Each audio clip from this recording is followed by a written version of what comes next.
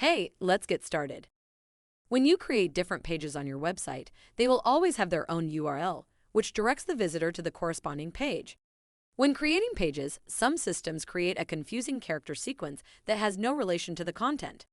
Therefore, make sure that your pages have clear, readable URLs that are similar to the content on the subpage.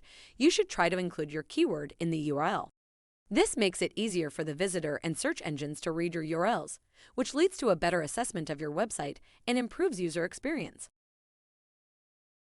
Log into your WordPress account as usual to get to the dashboard shown here. Click on Pages in the left menu and select one of your pages by clicking on the title.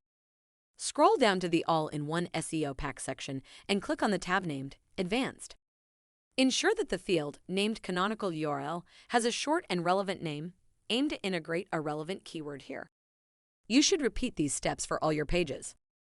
To finish the task, click on Update. Great! Let's move on to the next task. If you want to learn more about digital marketing, visit rankingCoach.com to see how we can help your business's online presence.